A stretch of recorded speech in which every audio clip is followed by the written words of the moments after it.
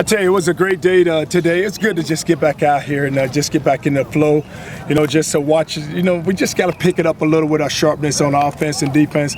But it just, you've seen guys come out and make plays. Teddy made some good throws out there. Devontae Quick made a good catches himself, a couple of good catches. And then you see us on defense. But it was just so fun to get back around this football team. Coach, can you tell us what changed with Clint Hurt from yesterday to today? Well, what happened, Hurt took a leave of absence until he could get through this case. No decision has been made yet from the NCAA, but we allowed him to come back out and he's just working on the field. What did you think of what you saw from Michael Dyer? Well, it was just so hard. We're running 5 running backs right now, so so they're getting so many touches. So it's just the first day of him just getting back out and he hadn't been out in a year. What's the difference, Charlie, between kind of the pace of things now? Kind of what I asked the other day in terms of freshmen being more advanced when they come out now because the older guys have been able to kind of get them ready. I mean, was this the first practice more advanced in some ways than previous years?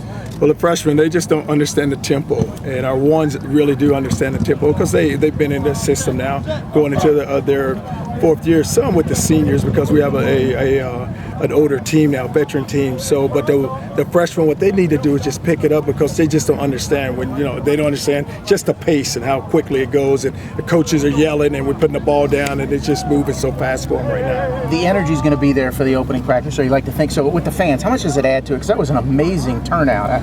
Oh, it was an amazing turnout, and our fans, they've been so supportive. If I could just think back to the Sugar Bowl when we came out of the hotel on game day, it was just amazing. Never seen anything like it, and then you come out here today, the first day of practice, and it just carried on from the Sugar Bowl to today's practice. What's the update on Keith Brown and what's going to fill in that spot? Well, Keith, he has, it's going to take some time for him to get back out here, but we have some guys who are working there. What do you like in that spot now? Well, it's just so hard to say because it's the day's the first day, so guys are everyone's going to get an opportunity to work. Coach, who stood out to you today? Well, who stood out? Well, it's just look at, your quarterback always does a good job of making the throws, and then the running backs with Dominique Brown did a really good job. And Preston Brown, just our defense pressing it, and Pryor just being around the ball. They're excited. A couple guys going at it a couple of times, and that's what you like to see early in the year, right? The excitement, the energy. Well, you do, but you just want to make sure the guys are smart and not throw punches, especially when you have no pads on. Coach, kind of a deep question for you. There's been give it to me now. There's a topic going around today, college football, about how the NCAA and schools can make money off of players like Teddy and Johnny, but they can't make money off their own image. I'm not saying they should be played for paying football, but where do you stand on getting compensation for jerseys with their numbers and things like that? Well, with the money being made right now with the TV contracts, we got to find a way where we can just pay players, and eventually I think it's going to happen because if enough coaches take a stance about it, it'll work its way out. So you're part of the pay for play side of things then? Well, you would like to, because you look at us and as a coach, we're overpaid. I mean, we make a lot of money and the players aren't making anything, so I'd like to see that happen for them. Overall, fair to say for day one you got what you wanted out of it, and it was a positive. I mean, or you have to look at film to be able to make that judgment? Well, just watching the pace of practice, I really did feel like that we got something out of it. But, practice, just watching the tape, is going to show the players just how much more work they need to do. Coach, you've coached some of them before coming out here as far as setting the tone for how you wanted to work and leave whatever height back off the field.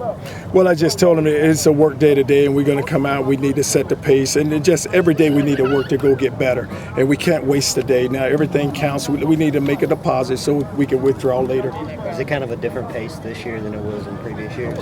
Well, it's different just because of your team, and they have confidence now, and then just with the different rankings, and I think players, they're going to read into that. But now you have a very confident football team. Defensively, are you teaching anything different given the rules to prevent people from leading with their heads and stuff? No, everything we try to do is we want to make sure that safety's first, and we want to protect the player. And if you think about us last season, I don't think it may have been one game where Reeve, if you remember against South Florida last year, they threw a little bubble play outside, and Reed made a play on the receiver. And I think that may have been the only judgment call that we would have had. But we're always going to teach tackling and just make sure the safety for the players, and just make sure that they come first. Coach, really deep here in the back. You've coached a lot of top 10 teams before. Did this have the feeling of the 9th ranked team in the country?